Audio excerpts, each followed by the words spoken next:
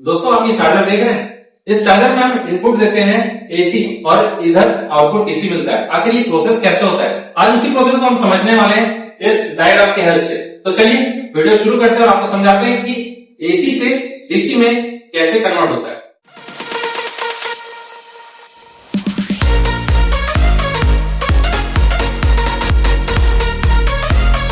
Welcome back to my YouTube channel KD electrical unbox. एक बार फिर से आप सभी को बहुत बहुत स्वागत हमारे इस यूट्यूब चैनल पर। आज हम फिर से एक नए टॉपिक के साथ लौट आए हैं और आज का टॉपिक बहुत ज्यादा इंटरेस्टिंग होने वाला है। तो हमारे इस वीडियो को शुरू से आखिर तक जरूर देखिएगा। आज का टॉपिक आपको बहुत अच्छा लगने वाला है। दोस्तों आज हम बात करने वाले रेक्टिफायर सर्किट के बारे में। रेक्टिफायर सर्किट क्या होता है, जो हमारे एसी सप्लाई को डीसी में कन्वर्ट करता है। किस तरीके से करता है आज हम देखने वाले हैं। इसी प्रोसेस को बोलते हैं रेक्टिफिकेशन प्रोसेस। रेक्टिफिकेशन मतलब एसी सप्लाई को डीसी में कन्वर्ट करना। वो किस तरीके से होता है आज हम देखने वाले हैं। तो चलिए आज की वीडियो में हम आपको बताते हैं किस तरीके से वो प्रोसेस होता है और एसी हमारा जो सप्लाई वो डीसी में कैसे कन्वर्ट होता है। दोस्तों बात करते हैं इलेक्ट्रॉनिक सर्किट की। तो इलेक्ट्रॉनिक सर्किट में जनरली जो कंपोनेंट्स लगे हुए होते हैं, सेमीकंडक्टर्स जो भी लगे हुए होते हैं, उनको जनरली डीसी सप्लाई की जरूरत होती है या कम वोल्टेज की जरूरत होती है। तो वो प्रोसेस आखिर कैसे होता है। हमारे जो सर्किट में इतने सारे कंपोनेंट लगे होते हैं, हमारे यहाँ जो सप्लाई आता है वो जनरली एसी होता है, आप सभी को पता है। तो एसी सप्लाई से हम डीसी कैसे करेंगे, आज उस प्रोसेस को अपन समझने वाले हैं। तो चलिए आइए शुरू करते हैं आज की वीडियो।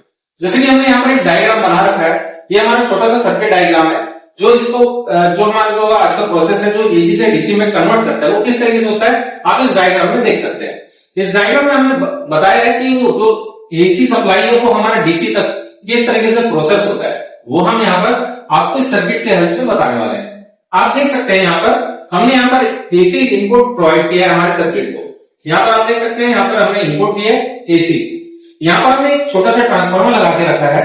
ट्रांसफार्मर की हेल्प से क्या होता है, जैसे हमने प्राइमरी को सप्लाई दिया with the help of secondary, क्या होता है सेकेंडरी में जैसे ही वो सप्लाई जाता है वो वोल्टेज ड्रॉप हो जाता है।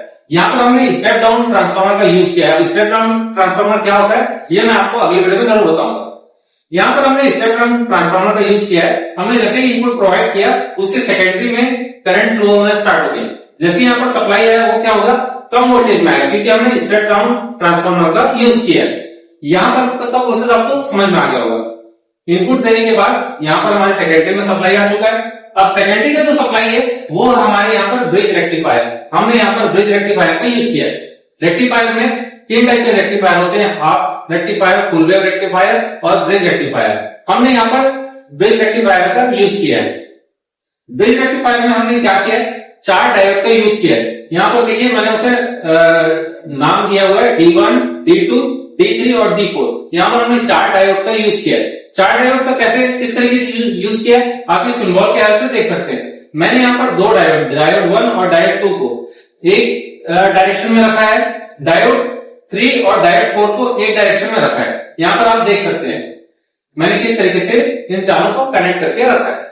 उसके बाद क्या है, जब हमारा ब्रिज रेक्टिफायर कंप्लीट हो गया उसे हमने सेकेंडरी यानी ट्रांसफार्मर का जो आउटपुट है सेकेंडरी से हमने उसे कनेक्ट किया है। यहाँ पर देखिए D1 और D4 के बीच में मैंने ट्रांसफार्मर का एक जो सप्लाई है टर्मिनल उसको कनेक्ट किया है। उसी तरीके से D3 और D2 के बीच में ट्रांसफार्मर का जो दूसरा टर्मिनल है वो मैंने कनेक्ट कर रखा है। इस तरीके से हमारे जो ब्रिज रेक्टिफायर है उसमें सप्लाई आ चुका है। अब बारी है आउटपुट की। तो हमारा जो D1 है और D3, यहां से मैंने एक आउटपुट निकाला है जो कि प्लस टर्मिनल है हमारा।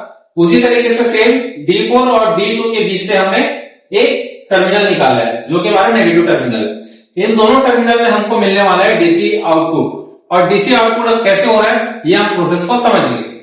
दोस्तों अभी तक आपको मैंने जितनी बात बताई वो उम्मीद करता हूं समझ में आ गया होगा कि हमारा जो एसी सप्लाई के बाद जो आउटपुट मिल रहा है वो डीसी कैसे मिल रहा है। यहाँ पर हमने ब्रिज रेक्टिफायर का यूज किया, उसके हेल्प से हम क्या कर रहे हैं, हमारे एसी सप्लाई को कन्वर्ट कर रहे हैं डीसी सप्लाई में। अब डीसी सप्लाई में डायरेक्ट कन्वर्ट नहीं होने वाला।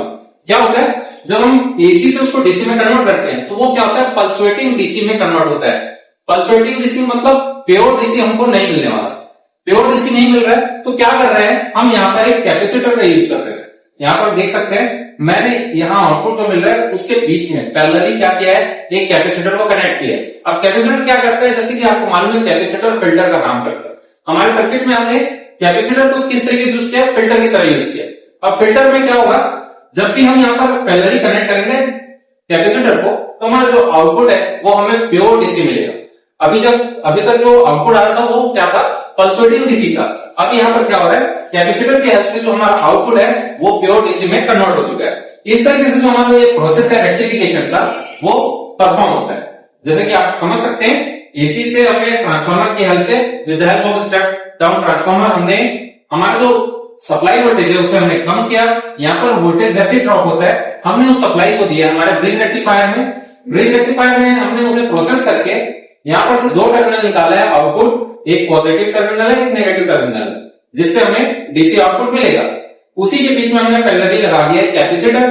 कैपेसिटर की हेल्प से हमारा जो पल्सेटिंग डीसी वोल्टेज है वो क्या हो गया, प्योर आउटपुट में हमारा डीसी में कन्वर्ट हो चुका है। इस तरीके से हमारा जो आउटपुट है वो हमें प्योर डीसी के फॉर्म में मिलेगा। इस तरीके से हमारा जो रेक्टिफिकेशन का प्रोसेस है वो कंप्लीट होता है।